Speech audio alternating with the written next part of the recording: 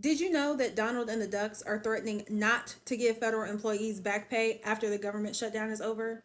Hi, I'm Ty, a public health professional slash former federal employee who aims to give you the information so that you don't feel overwhelmed while staying informed. As I'm sure you know by now, the federal government is shut down, aka closed, aka operations are ceased. Well, not completely because essential employees are still having to work. However, one thing that remains true for all federal employees is they are not getting paid. The reason why the federal government is closed down is because there has been a lapse in appropriations, which means they were not able to pass a budget. The federal fiscal year ended on September 30th, and the new federal fiscal year was supposed to start on October 1st. However, when October 1st arrived, there had been no federal budget that had been passed, so the government was not able to continue operations. Typically, what happens is after the government reopens, aka Congress sits down and they're able to pass a budget and get operations back going, federal employees are given back pay for the time that they were considered furloughed.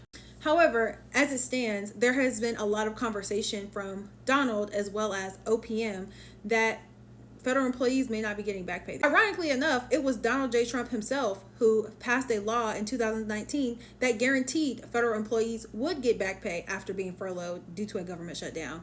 So it is a little bit odd to me that right now he is saying that there's a chance he'll, I guess, change his mind, which unfortunately is on brand for him. As a former federal employee, it is my hope and my prayer that that's not true and that Donald and the Ducks do not change their mind or try to change the law on this.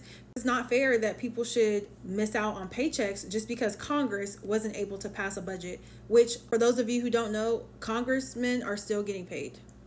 Over the coming days, I guess we'll have to see what happens. Hopefully it doesn't result in furloughed federal employees not getting paid, but you never know with this administration. For those of you who might be wondering, Ty, what does this have to do with public health? Please keep in mind that there are a lot of public health agencies that are regulated and run by the federal government.